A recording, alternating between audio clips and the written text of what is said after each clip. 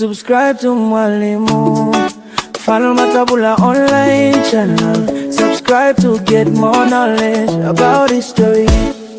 Asante mwalimu wetu kwa kuyatoa maarifa, tuzino bongo zetu kisha tusibe maarifa. Kwa historia vitu watu naza kwa usifa, si chote limubutu chukua inayofaa. Ini chaneli nzuri, fuatilia kwa makini, atoe elimu nzuri isiyo na walakini, elimu bila dosari tuhifadhi vichwani. Subscribe to Mwalimu Mfano Matabula online channel. Subscribe for more knowledge. Subscribe for good education. Subscribe for good education. Subscribe for good education. Karibuni sana wadau wangu, wadau wa channel ya Mwalimu Mfano Matabula online channel. Ni channel ambayo inatoa masomo ya kihistoria. Naam. Usisahau kufuatilia channel hii, yani kusubscribe ili uweze kupata video mpya inapokuwa imerushwa uwe wa kwanza kabisa kuipata, lakini usisahau kugawiza au kusambaza au share kwa Kiingereza wanasema hivyo, ili na wengine waweze kupata maarifa. Lakini pia kama umeipenda unaweza kugonga like, yani manake kuweka alama ya kuipenda hiyo video. Lakini pia kama una maoni unaweza kugusa ile sehemu ya comment ili uweze kuweka maoni yako. Naam, katika kipindi kilichopita tulikuwa tunazungumzia habari za historia ya Afrika na biashara ya watumwa, kwa maana ya kwamba jinsi Afrika ilivyopitia katika biashara ya watumwa na ni jinsi gani walivyokuwa wanachukuliwa na ni jinsi gani walivyopelekwa, pia na athari zake tulikuwa tumezizungumzia wakati huo.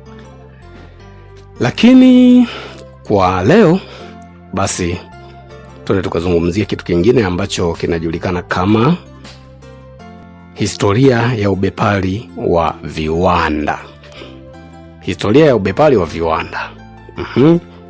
Ubepari bwana ni miongoni mwa zile njia za uzalishaji mali kwa binadamu, ambapo hii ni njia ya 4. Hii ni njia ya 4 au ni mfumo wa 4 wa uzalishaji mali kwa maisha ya binadamu. Kijamii, lakini pia kiuchumi. Na ina maana kwamba tunaposema kwamba ni njia ya 4, ina maana kwamba tuelewane kwamba njia ya kwanza ilikuwa ni ujima, yani communalism.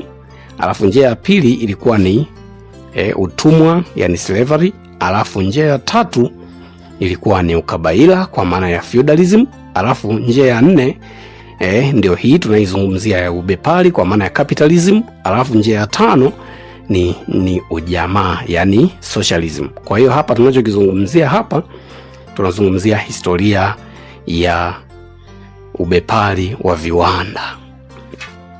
Baada ya kuelewa maana ya ubepari, basi tunaweza tukazungumzia zaidi kuhusu huo ubepari ulikuwaje. Kwanza ubepari wenyewe ulikuwa umegawanyika katika aina 3 za ubepari.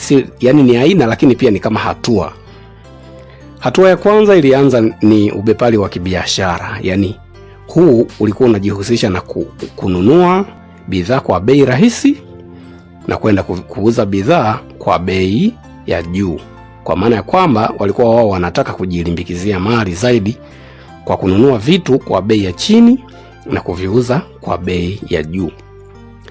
Na kimsingi ni kwamba huu ubepari wa biashara, wale waliosoma kwa lugha ya Kiingereza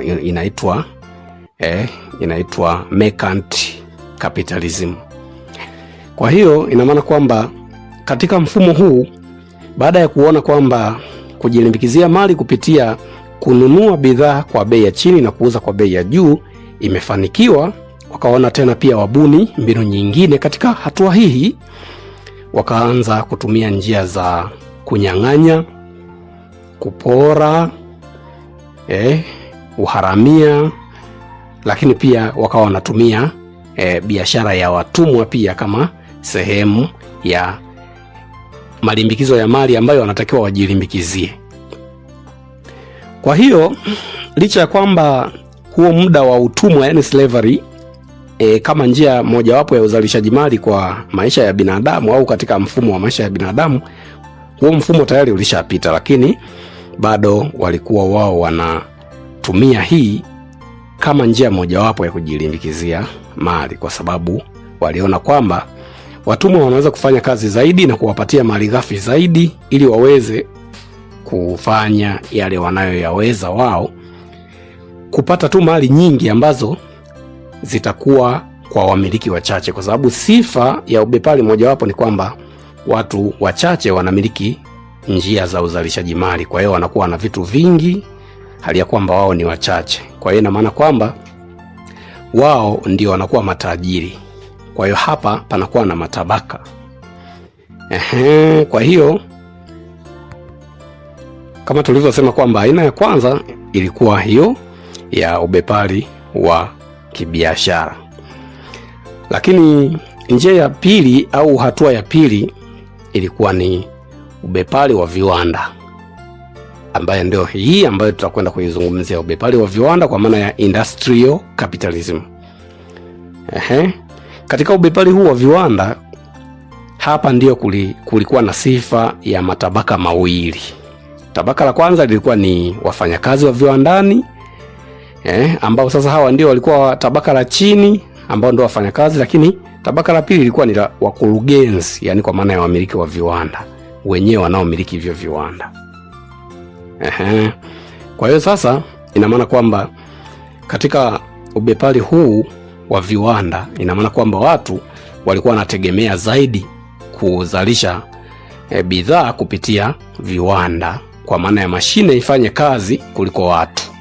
Na ukijaribu kufuatilia utakuja kugundua kwamba hiki ndicho kimojawapo kilichokuja kusababisha biashara ya utumwa kuwa imekomeshwa, kwa sababu waliona ili watu waweze kupata soko, kwa sababu zilikuwa ni mali ghafi zikichukuliwa huku zinakwenda kule, wanatengeneza bidhaa ambazo hizo bidhaa nazo zinahitaji zipate soko kutoka huku. Kwa hiyo wakawaza kwamba endapo kama watumwa watarundikana kule, manake ni kwamba huku watakosa soko. Kwa hiyo wakabuni njia kwamba wakomeshe utumwa ili waweze kupata soko au masoko ya viwanda vyao huku Afrika huku.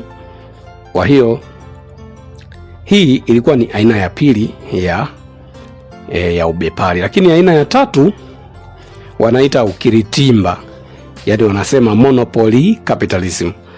Katika ukiritimba hapa watu waliweza kuunganisha makampuni, kwa maana ya kwamba kama ni makampuni mawili linakuwa kampuni moja ili kuweza kuvuta wateja wa huku na wa huku. Kwa mfano, tutoe tu mfano ambao uko halisi. Kwa mfano, kwa Tanzania kitu ambacho walikimonopolize kwa maana ya kuunganisha makampuni mawili, mojawapo ni iliyokuwa Zantel na iliyokuwa Tigo kuwa kampuni moja la Yas.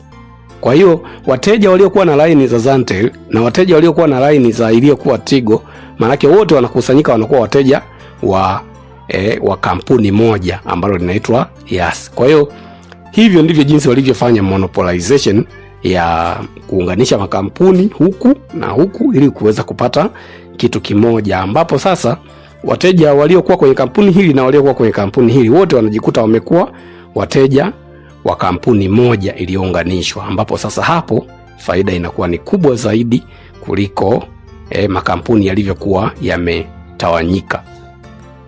Na kimsingi tunapokuwa tunazungumzia habari ya huu ubepari, tujue kabisa kwamba ubepari huu ni kwamba hatua ya kwanza kabisa ambayo ilikuwa ni ubepari wa kibiashara, yani mercant capitalism. Hii hatua ilianzia karne ya 17. Hapa sasa ndio ubepari ulianza. Hapa watu ndio walianza kufanya kila wanachoweza ili kuweza kuuza vitu kwa gharama ya juu ambavyo wao wamevinunua kwa gharama ya chini. Kwa hiyo hivyo ndivyo ilivyokuwa na ubepari wa kiviwanda, yani industrial capitalism ulikuwa kuanzia karne ya 18 sana ndio ulitawala hapo. Na huu ukiritimba, yani kwa maana ya ubepari uliokomaa, yani mercantilism.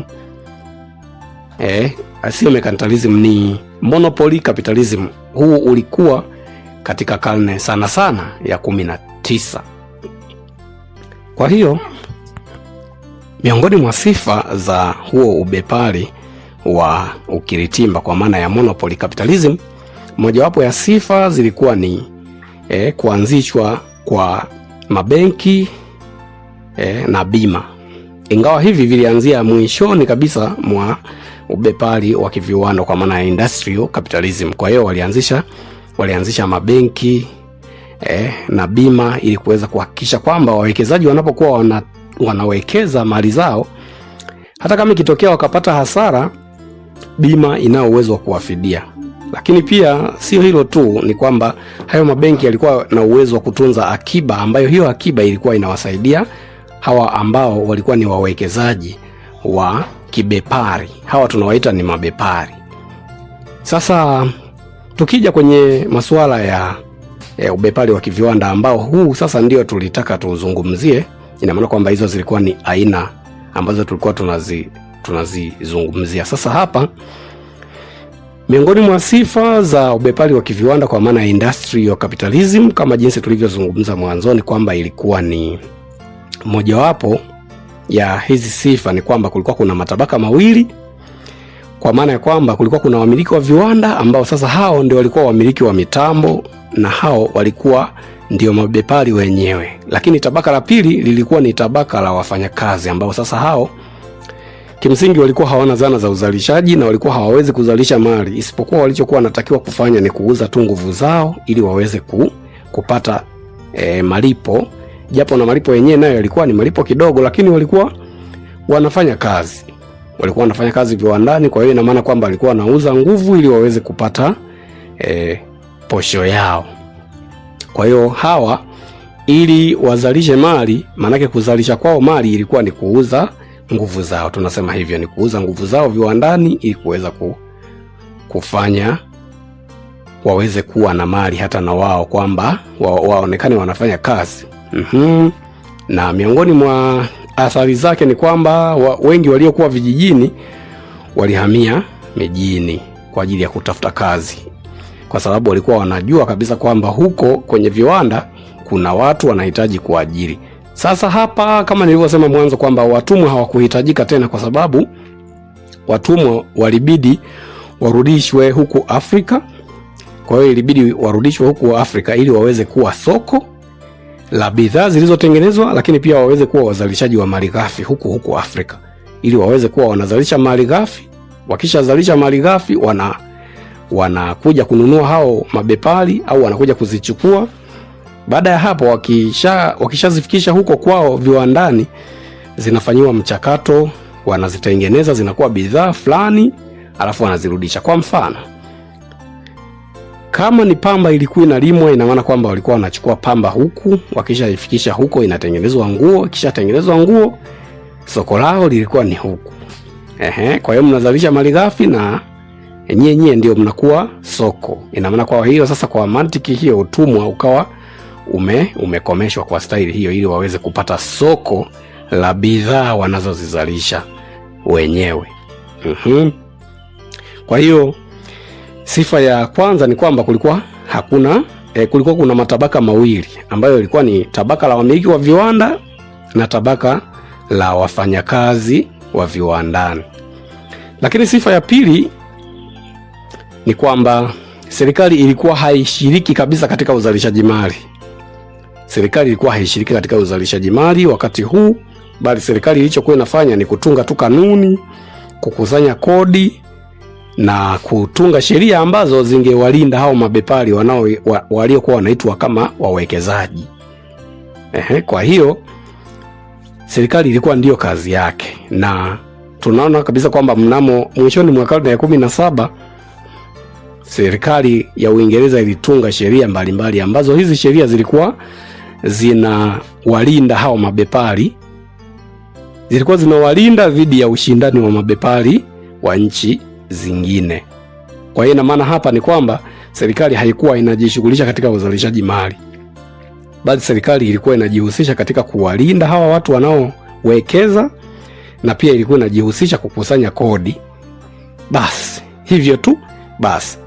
Kwa hiyo ilikuwa sio mmiliki kabisa wa mifumo ya uzalishaji mali kwa maana ya major means of production, walikuwa hawamiliki wao. Lakini jambo jingine ni kwamba katika wakati huu usafiri ulikuwa ni jambo muhimu sana katika nchi ambazo zilikuwa zinahitaji ubepari wa viwanda. Ina maana kwamba usafiri ulikuwa ni muhimu. Kwa nini ulikuwa ni muhimu? Kwa sababu usafiri ulikuwa ndio njia zilizokuwa zinatumika kutoa zile bidhaa zilizokuwa pale viwandani, kuzipeleka sehemu ambapo zingesafirishwa kwenda katika masoko. Lakini pia hizo zilikuwa ni njia ambazo pia zilitumika kutoa huko malighafi na kuzileta viwandani. Kwa hiyo njia ilikuwa ni muhimu kabisa. Lakini sifa nyingine ya 4 ni kwamba katika kipindi hiki walijitahidi sana kutafuta masoko. Na kwa hiyo kutokana na huo msukumo wa kutafuta masoko, ili walazimu wao kuvuka mipaka kwenda kutafuta masoko sehemu nyingine, ambapo sasa ni nje ya Ulaya, kwa sababu kadri siku zilivyozidi kwenda, nchi nyingi zilionekana kuutamani sana huo mfumo wa kibepari au mfumo wa viwanda. Ina maana kwamba mapinduzi ya viwanda yalisababisha watu wavuke mipaka kutoka maeneo yao waje kutafuta masoko katika mabara mengine. Na hii ndio iliyosababisha karne ya 19. Tunaona kwamba karne ya 19 ndio asilimia kubwa Afrika ilikuja kutawaliwa, ilikuja kuwekwa chini ya ukoloni kwa sababu ya mapinduzi ya viwanda. Viwanda vilisababisha ukoloni kwa kiasi kikubwa, kwa sababu walikuwa wanahitaji wafanyakazi, lakini pia walikuwa wanahitaji masoko. Walikuwa wanahitaji wafanyakazi wa wapi? Wafanyakazi wa mashambani, kwa mfano kama wafanyakazi wa kwenye mashamba ya miwa, mashamba ya pamba na mashamba ya kahawa. Ingawa baadaye huo utumwa ulikuja kukomeshwa, lakini ilikuwa ni muhimu wawe nao kwanza kabla haijakomaa hiyo sekta ya viwanda. Ilibidi wawe nao kwanza. Kwa hiyo ilikuwa ni sifa nyingine, kwamba walijitahidi sana kutafuta masoko kiasi kwamba ikawalazimu kuvuka kwenda sehemu nyingine. Lakini sifa ya 5, na niseme kwamba hii itakuwa ni sifa ya mwisho kwa maana ya ubepari wa viwanda, ni kwamba hapa ndipo ilipoibuka wazo au fikra ya kuanzisha mabenki na bima. Hivi vitu vilikuja kuonekana zaidi kwenye ubepari wa ukiritimba kwa maana ya monopoly capitalism, lakini kabla ya hapo, yani ilikuja kuonekana mwishoni mwa huu ubepari wa viwanda kwa maana industrial capitalism, lakini ikawa maarufu sasa kwenye hatua hiyo ya 3 ya ubepari kwa maana ya monopoly capitalism hapo. Kwa hiyo sasa ina maana kwamba wao walichokuwa wanafanya ni kwamba walikuwa wanahitaji wawe na benki kwa ajili ya kutunza akiba zao, lakini pia walikuwa wanahitaji wawe na bima, kama nilivyosema hapo mwanzo, kwamba kama ikitokea kiwanda kimepata changamoto au mmiliki amepata changamoto au vyovyote vile kuna upotevu wa mali au hasara, waweze kufidiwa na bima. Kwa hiyo makampuni ya fedha kwa maana ya mabenki na makampuni ya bima yalianzia mwishoni mwa hatua ya pili ya ubepari kwa maana ya hatua ya ubepari wa viwanda, yani industrial capitalism, na kuja kuwa maarufu mwishoni mwa hatua ya pili na kuja kuwa maarufu katika hatua ya 3 ya monopoly capitalism. Kwa hiyo hizi ni sifa chache tu za ubepari wa viwanda jinsi ulivyokuwa hapo, sifa chache tu. Na mahitaji, kulikuwa kuna mahitaji pia. Kulikuwa kuna mahitaji ya viwanda kwa wakati huo, au ubepari wa kiviwanda kwa maana ya industrial capitalism. Kulikuwa na mahitaji yake matatu sana sana. Kulikuwa kuna mahitaji matatu, kitu kama hicho. Lakini jambo la kwanza lilikuwa ni malighafi katika viwanda. Malighafi ilihitajika sana. Kwa mfano, kulihitajika kama pamba, kulihitajika kahawa, miwa, wakati mwingine na madini mbalimbali kama bati, shaba, chuma. Kwa hiyo sasa hizi malighafi mbalimbali ambazo zilikuwa zinahitajika katika viwanda hazikuweza kutolewa na Ulaya moja kwa moja, kwa maana ya kwamba watu wa Ulaya waweze kuzitoa zenyewe mpaka ziwatosheleze, kwa sababu nchi nyingi zilianza kufanya mapinduzi ya viwanda. Sasa kilichofanyika ni kwamba ilibidi waanze kwenda maeneo mengine ili kuweza kutafuta hizo malighafi. Lakini hitaji la pili katika viwanda ilikuwa ni masoko. Hitaji la pili ilikuwa ni masoko, na kwa hiyo ili kiwanda kiweze kuendelea kina hitaji hivyo vitu. Kwa hiyo na wao walivihitaji pia.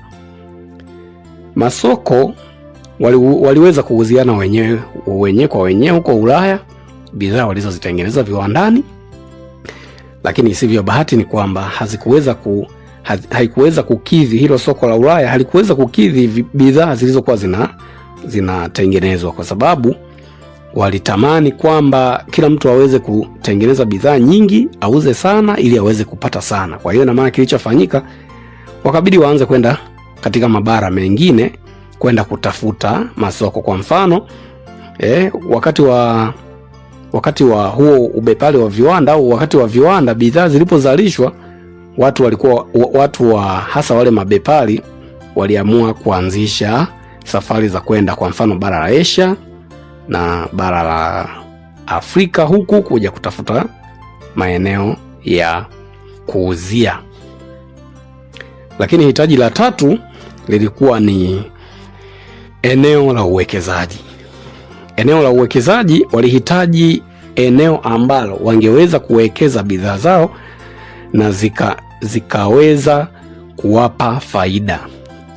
Wanawekezaji bidhaa wanawekeza kwa kuyatimiliza hayo mahitaji ya huko juu, kwa maana ya masoko na malighafi.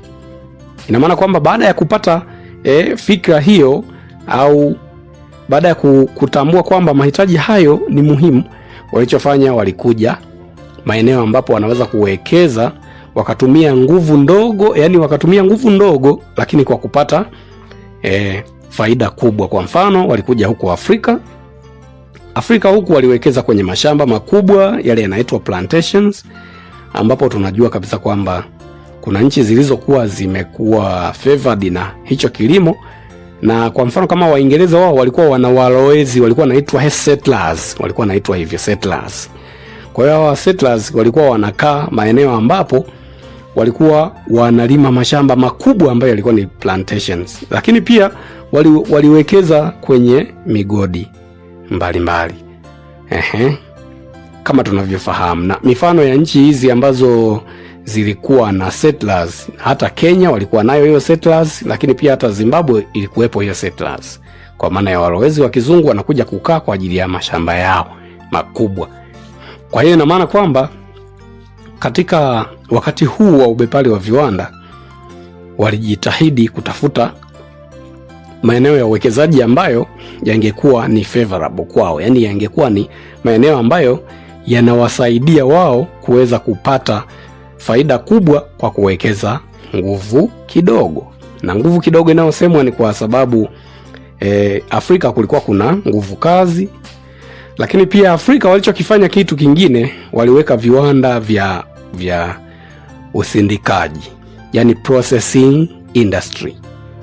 Kwa hiyo processing industries ziliwekwa huku kwa maana ya viwanda vya usindikaji ili kuepusha mzigo ule kwenda mkubwa. Kwa mfano, kama ni pamba ilikuwa inachambuliwa kabisa, mbegu kivyake, na zile nyuzi kivyake, halafu vinasafirishwa tofauti tofauti. Wakihitaji mbegu za kupanda wanapanda, lakini pia wakihitaji mbegu za kukamua mafuta wanakamua, lakini vitenganishwe kwanza.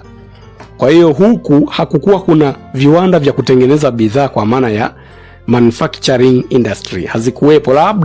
Labda zilikuwepo viwanda vya kutengeneza bidhaa, kama kutengeneza bidhaa zile ambazo zinaweza kutumika na zikaisha, na hivyo viwanda vilikuwa vinaitwa kwa lugha ya Kizungu substitution industries, kwa maana kwamba hivyo vilikuwa vinatengeneza kwa mfano kama sigara, pipi, biskuti, chocolate, chumvi, mafuta, ambavyo kabisa wanajua kwamba hivi vitu vinahitajika kwa matumizi ya kila siku, na vikisha tengenezwa vitanunuliwa, vitaisha.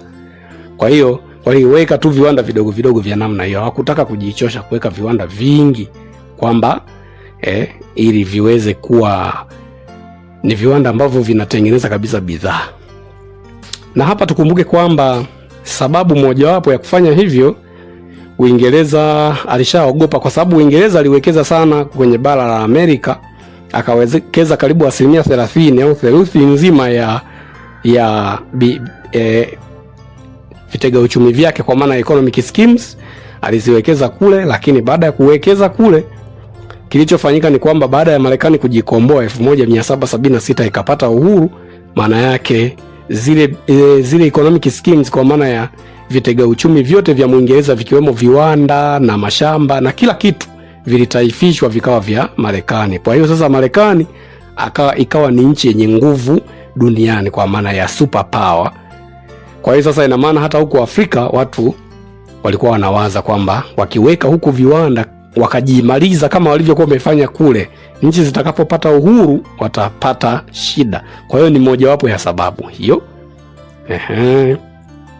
Kwa hiyo ina maana kwamba hapa eneo la uwekezaji lilikuwa ni Afrika.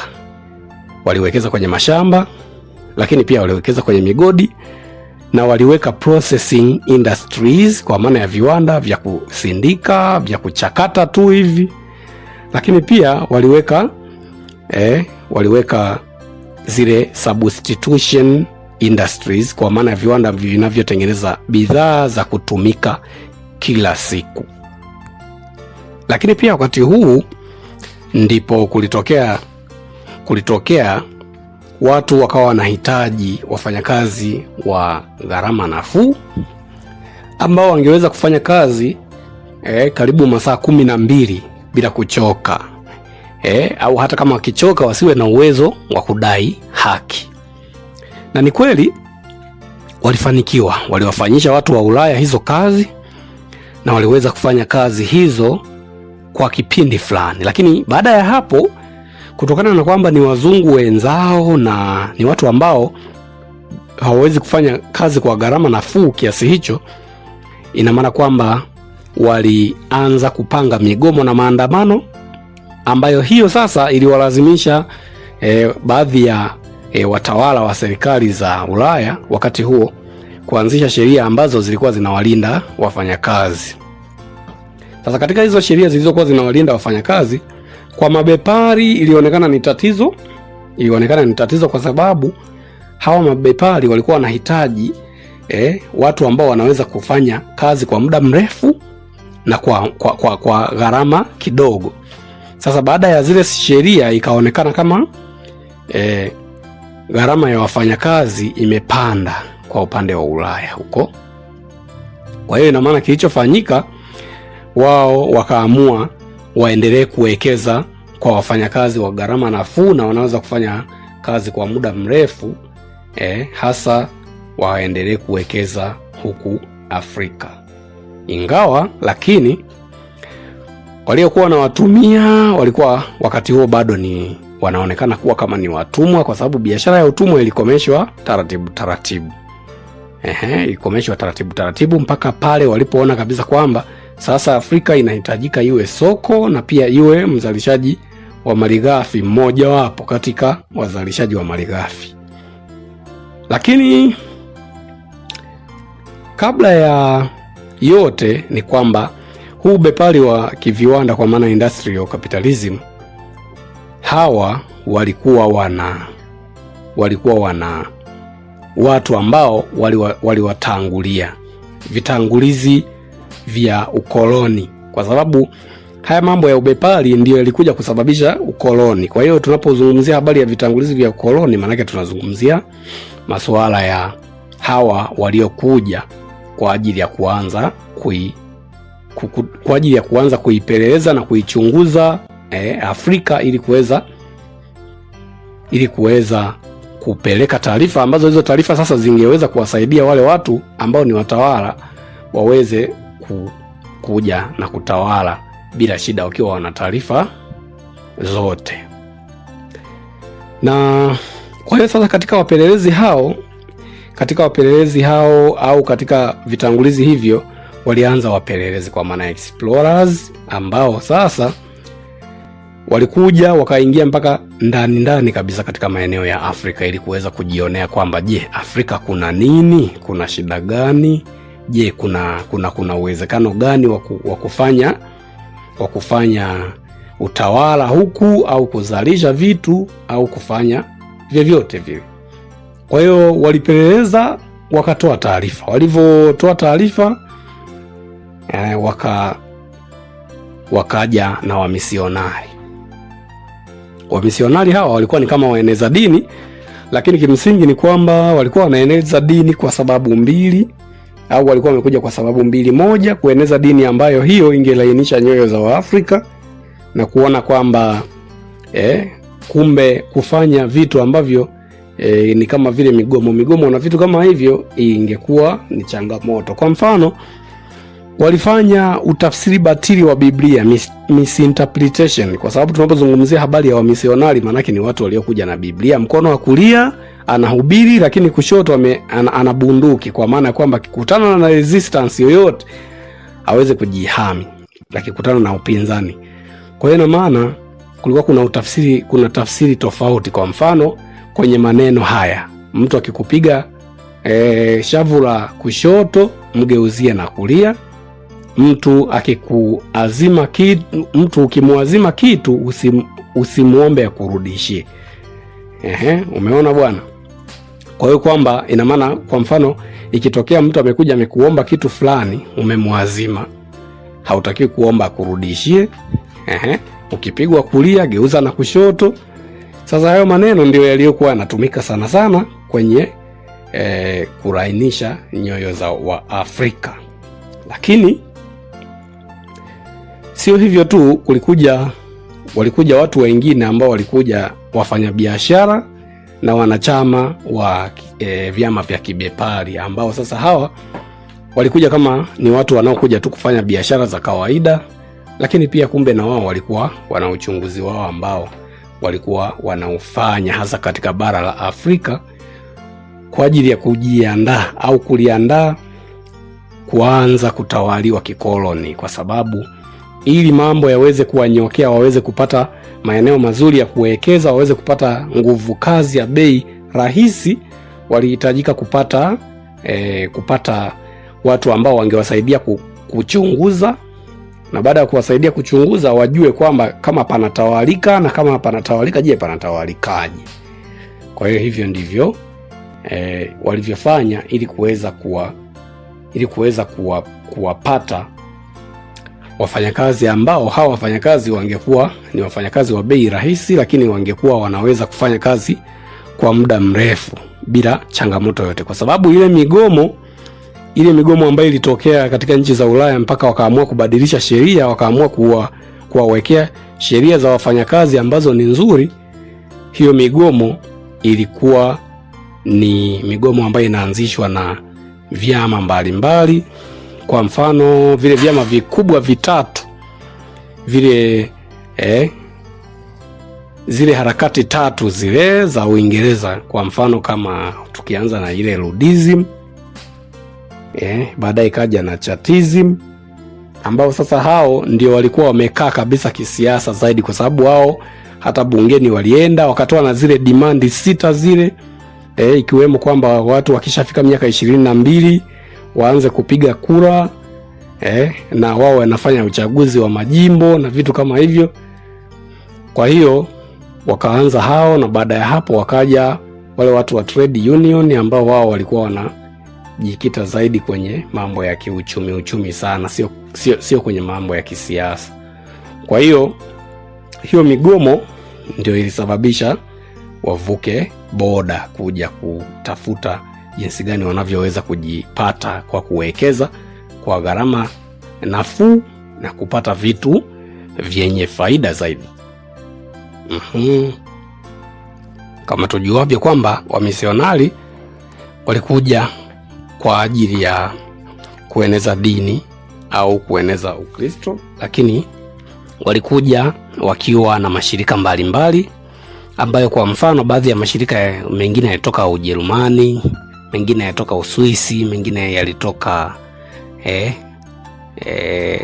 Uingereza na mengine yalitoka nchi mbalimbali za Ulaya, ambapo sasa lengo lao lilikuwa ni hilo. Lakini wamisionari miongoni mwa vitu walivyofundisha au walivyosisitiza ni pamoja na kwamba umpende adui yako au umuombee adui yako, lakini pia utii mamlaka.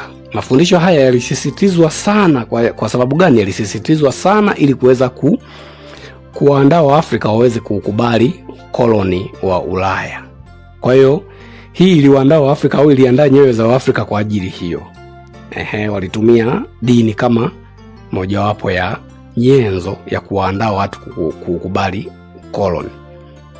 Lakini pia hawa walikuwa wana biashara zao ambazo walikuwa wanazifanya. Kwa hiyo walichofanya walipofika huku, walianza kufundisha watu jinsi ya kulima. Kwa mfano, walianza kufundisha watu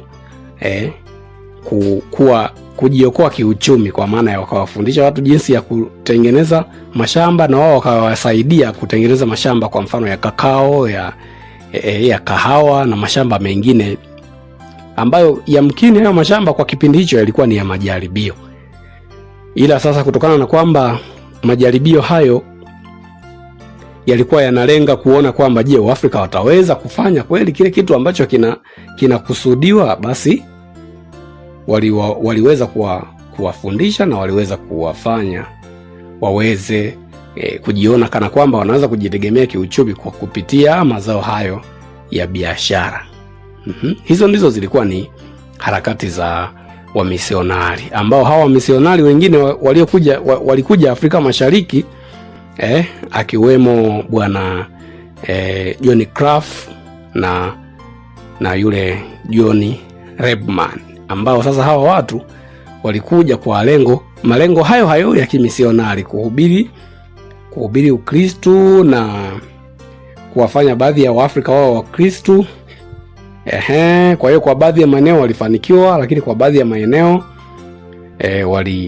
hawakufanikiwa. Yale maeneo ambayo hawakufika sana hawakufanikiwa, lakini hata katika maeneo waliofanikiwa bado kulikuwa kuna baadhi ya watu ambao kipindi hicho walikuwa ndio watu wengi. Sasa walikuwa ni waabudu wa dini za jadi, ambapo wengine pia walikuwa ni Waislamu, hasa watu wa pwani ya Afrika Mashariki. Mpaka wanakuja hawa watu, maana yake tayari Waarabu walishawatangulia. Kwa hiyo tayari ustaarabu wa Kiislamu ulikuwa umeshaingia tayari pwani ya Afrika Mashariki. Kwa hiyo ina maana kwamba hawakufanikiwa wengine kuwabadilisha, lakini wengine walifanikiwa kuwabadilisha.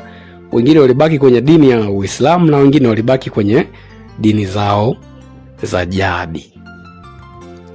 Kwa hiyo baadhi ya wamisionari wengine walianzisha kabisa makampuni ya kibiashara ili kuweza kufanya biashara na Waafrika, na walichokuwa wanafanya ni kwamba walikuwa wananunua malighafi, alafu baada ya kununua malighafi wanazipeleka huko na wanawaletea Waafrika bidhaa ambazo tayari zimetengenezwa viwandani, kwa maana ya bidhaa ambazo zimepitia kwenye viwanda. Na kwa mfano mojawapo ya mashirika hayo ya kimisionari, kwa mfano kama kuna moja lilikuwa linaitwa Bethel Missionary Society ambalo lilikuwa linafanya kazi Ghana, ambapo liliamua kutengeneza kampuni yake ya kibiashara. Lakini pia kuna kampuni jingine lilikuwa linaitwa Church Missionary Society ambalo hili sasa lilikuwa linafanya kazi Nigeria, lakini lilikuwa linatoka Uingereza. Ili Bethel Missionary Society ilikuwa ni la Uswisi. Kwa hiyo sasa ina maana kwamba haya makampuni yalianzisha, au haya mashirika ya kidini yalianzisha makampuni ya kibiashara ili kuweza kununua bidhaa kwa Waafrika, ambayo bidhaa yenyewe ilikuwa ni malighafi, lakini wao wauzie manufactured goods, kwa maana ya bidhaa ambazo zimetengenezwa katika viwanda vyao huko. Lakini baada ya hapo ina maana kwamba hawa wamisionari walipiga kampeni hasa kwenye kukomesha biashara ya watumwa. Wamisionari walijitahidi, tuseme kama ni kuhadaa Waafrika, walijitahidi kuhadaa, lakini kama ni kuwafundisha, basi walijitahidi kuwafundisha, kwa sababu miongoni mwa vitu ambavyo walifanya, japo ni kwa maslahi yao, ni kupiga kampeni ya kupinga utumwa, kwa sababu utumwa ulikuwa unaonekana kama vile ni mambo ambayo yako kinyume na ni dhambi kwa Mungu, kwa hiyo na ni unyanyasaji dhidi ya binadamu. Kwa hiyo ilikuwa inaonekana kwamba ni lazima watu wote wawe huru ili watu waweze kufanya kazi zao. Licha kwamba kuna baadhi ya watu wanajiuliza na kujihoji kwamba mbona kwenye Biblia napo palikuwa na utumwa, lakini hawa wamisionari walikuwa wanatumia fakti ya kweli kwa waamini hasa wa Kikristo kwamba baada ya Yesu kuja, basi katika kipindi hicho ina maana hapangetakiwa kuwa na watumwa tena, kwa sababu watu wote wangetakiwa wafunguliwe na watu wote wangetakiwa wawe huru. Kwa hiyo kwa waamini wa Kikristo wanaamini hivyo kwamba damu ya Yesu ilifungua maisha ya watu, na kwa hiyo utumwa haukuwa sehemu ya maisha tena.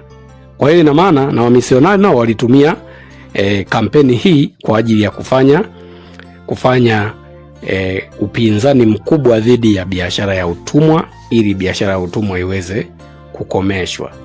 Lakini pia wamisionari hawa baada ya kupiga kampeni hiyo ya biashara ya utumwa, walikuwa pia wanajihusisha na mambo ya ndani. Kwa mfano, walikuwa wanajihusisha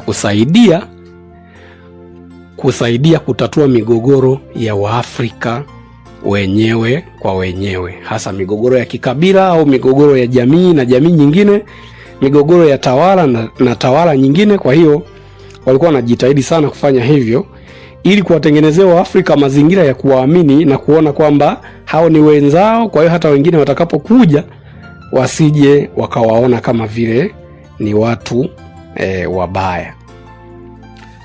Lakini kundi jingine lililokuja ilikuwa ni wafanyabiashara, ambapo sasa hapa katika wafanyabiashara hawa walikuja kutoka maeneo mbalimbali. Hapa sasa hata na Marekani walikuja wakaanza kufanya biashara. Kwa hiyo ina maana kwamba hawa wafanyabiashara walikuwa kazi yao ni ile ile kama ile waliokuwa wameianzisha wamisionari. Wanachukua malighafi nzuri, wanakuja kuleta bidhaa ambazo zimetengenezwa kutoka viwandani. Kwa hiyo wakisha waletea Waafrika wanakuwa wanabadilishana. Na kwa hiyo biashara hiyo wakaita biashara halali. Wakaita biashara halali kwa maana ya legitimate trade. Ingawa kimsingi watu huwa wanapenda kusema kwamba legitimate was illegitimate, kwa maana ya kwamba hiyo biashara halali ilikuwa si halali. Ilikuwa si halali kwa sababu hiyo ya kwamba kulikuwa kuna unyonyaji mwingi, watu wanachukua vitu vyenye thamani kama dhahabu na vitu kama hivyo, lakini wao wanatuletea vitu kama vioo na masufuria. Kwa hiyo sasa unaweza kaona kwamba kulikuwa hakuna uhalali wowote. Lakini hawa watu nao walikuja wakawa wanafanya biashara, lakini huku wamewatangulia wale watu wale wakubwa watakao kuja kutawala Afrika na kuwaweka Waafrika wawe kama sehemu ya makoloni yao. Na kimsingi ni kwamba katika makampuni hayo ambayo yalikuwa yamekuja na wafanyabiashara, kuna makampuni, kwa mfano kampuni lilikuwa Niger ambalo lilikuwa linaitwa UAC. UAC ambalo hii UAC ilikuwa ilikuwa inafanya kazi katika maeneo ya Niger, ambayo baadaye hii UAC kwanza ilikuwa ni United Africa Company, lakini baadaye ilikuja ikabadilishwa jina ikaitwa Royal Niger Company, ambapo sasa hii ilikuwa inajihusisha na watu wa Niger na maeneo mengine ya karibu. Walikuja na wafanyabiashara wengine wa Kifaransa, wakaja wakafanya biashara pia huku Afrika katika maeneo sana sana ya Senegambia. Enzi hizo Senegal na Gambia ilikuwa ni kama nchi moja, kwa hiyo walijihusisha sana na maeneo hayo. Kwa hiyo wakawa wamefanya biashara hizo ili kupima kwamba kama hawa watu wanaweza kweli kufanya biashara na wanaweza kuwapatia faida ile wanayoitaka. Lakini pia sio hivyo tu. Miaka kwa mfano 1820 kulikuwa kuna ushindani mkubwa sana kati ya mabepari hao wa nchi za Ulaya waliokuwa wanakuja kufanya biashara na pia na wale watu wa Marekani. Miaka hii 1820 ndio miaka ambayo wafanyabiashara wa Kimarekani waliokuwa wanafanya biashara Zanzibar waliwashinda Waingereza kabisa kwenye masuala ya kibiashara. Sasa hapa utakuja kuona kwamba baada ya kuwashinda walikuwa tayari wameshatengeneza utawala wao, kwa maana ya utawala wa kibiashara au tuseme uteja kwa lugha rahisi. Kwa hiyo na maana tayari walikuwa na wateja hapo ambao waliwaamini, na wao kwa Wazanzibari kwao haikuwa ngumu wala haikuwa changamoto sana, kwa sababu hata hivyo kabla ya yote, hata wakati wa kipindi cha utumwa au kipindi cha biashara ya watumwa, tayari hata hao masultani walioingia walikuja wakakuta inatumika ni dola ya Marekani na dola ya Maria Teresa. Kwa hiyo ina maana wao kwa dola ya Marekani kufanya nayo biashara ilikuwa ni kawaida kabisa. Kwa hiyo ikawa hivyo. Ina maana kwamba wafanyabiashara hawa walikuwa wanashindana kupata masoko Afrika ya kununua bidhaa kwa maana ya malighafi ambazo zina thamani sana, na kuwauzia bidhaa kwa maana ya zile zilizotengenezwa viwandani ambazo hazingeweza kufikia thamani ya yale malighafi wanayochukua. Kwa hiyo sasa hawa wafanyabiashara ina maana kwamba walizidisha utajiri wa nchi za Ulaya, kwa sababu biashara walizokuwa wanafanya huku Afrika walikuwa wanafanya biashara ambazo zilikuwa sio sawa, kwa maana ya kuchukua bidhaa kuchukua malighafi yenye thamani na kuleta bidhaa ambazo zimetengenezwa viwandani ambazo hazingeweza kuwa na thamani sawa na ile ya bidhaa walizochukua kwa maana ya malighafi ya Afrika. Na kwa hiyo ina maana kwamba baada ya kuona kwamba mambo yamekuwa mazuri kwao, walijitahidi sana kutengeneza makampuni ya kibiashara, ambayo makampuni hayo yalikuwa yanafanya biashara na watu mbalimbali wa Afrika Mashariki, na alikuwa anafanya biashara na watu ambao walikuwa maeneo mengine ya Afrika. Kwa hiyo ina maana kwa mantiki hiyo hawa walifanikiwa sana. Lakini kwa upande wa Zanzibari wale wafanyabiashara waliokuwa wamekuja waliamua tu kufanya biashara na sultani, kwa sababu sultani ndo alikuwa anazijua njia mbalimbali, na alikuwa anazijua mojawapo ya sehemu ambazo zilikuwa na malighafi nyingi. Lakini kimsingi kilichotokea ni kwamba hawa Waarabu na Waswahili hawakuwa wanapenda kabisa kuwaona wazungu wakiingia kwenye vyanzo vyao vya biashara. Kwa hiyo waliamua kufanya biashara na bwana Sultani ambaye alikuwa pale Zanzibar.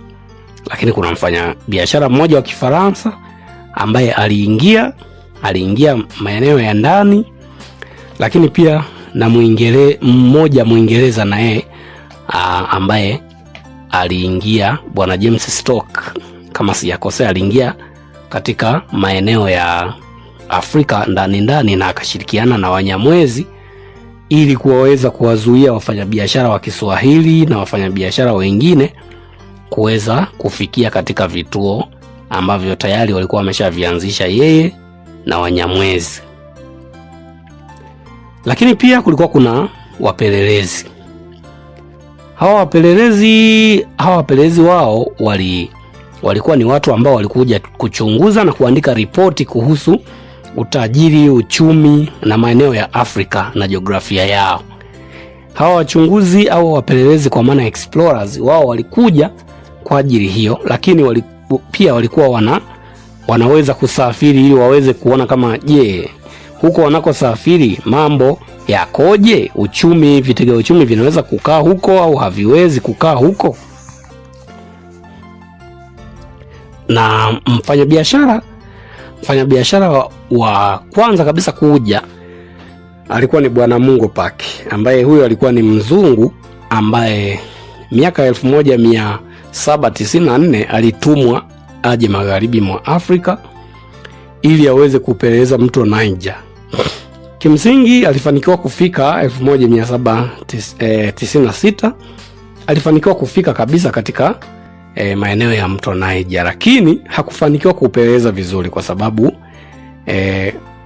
alikuta kuna vita fulani ambayo ilikuwepo, kwa hiyo akaamua kurudi Uingereza. Baadaye tena kaja katumwa kuja kufuatilia. Kwa hiyo alivyotumwa kufuatilia hapo, akaja akaandika ripoti kuhusu mto Niger, na huyo alikuwa ni mzungu wa kutoka Uingereza aliyekuja kukagua kuhusu ni vitega uchumi gani vinavyoweza kukaa kwenye mto Niger. Lakini kuna mwingine alikuwa anaitwa bwana Landa ambaye yeye alitoka huko akaamua kufuatilia mkondo wote wa mto Niger na akaamua kuwapelekea ripoti kule, na hatimaye ikawa ni mto Niger ikawa ni barabara ya kusafirishia bidhaa kutoka maeneo ya kwao mpaka kufika katika maeneo ya Afrika, kwa sababu alivyotoka katika mto Niger alikwenda mpaka akahakikisha kwamba ameifikia bahari ya Atlantic, na kwa hiyo maungano yake akawa ameyabaini. Kwa hiyo ikawa ni rahisi kuweza kupitisha bidhaa kupitia mto Niger mpaka maeneo ya ndani ya Afrika. Na baada ya hayo yote, ina maana kwamba hawa wapelelezi sasa waliweza kupeleka taarifa sahihi kule na kuweza kuwafanya watu wa Ulaya wapate urahisi wa kuja kufanya biashara katika maeneo ya Afrika, na pia waweze kuja kutawala kwa urahisi katika maeneo ya Afrika. Na hii itakuwa ni historia ya ubepari wa viwanda sehemu ya kwanza, na baadaye tutakapokuja tutaendelea na kuwaona hawa wapelelezi na mambo mengine yaliyoendelea huko mbele ya safari. Na kwa hiyo hii sehemu ya kwanza kwa maana ya historia ya ubepari wa viwanda sehemu ya kwanza imeishia hapa, lakini itakuja na sehemu ya pili. Baada ya kusema hayo, niseme tu kwamba niwatakie wakati mwema, lakini pia niwatakie heri ya mwaka mpya, maana mwaka mpya ndio huu. Mwaka mpya ndio huu. Kwa hiyo ina maana kwamba niwatakie heri ya mwaka mpya, lakini nikiwaahidi kwamba muda mchache au wakati mchache ujao tutakuja kuendelea na hii sehemu nyingine ya pili ya historia ya ubepari wa viwanda sehemu ya pili. Ina maana sehemu ya kwanza itakuwa imeishia hapa, na baada ya kusema haya niseme tu kwamba niwaage nikisema kwaherini kwa sasa. Tukutane sehemu ya pili.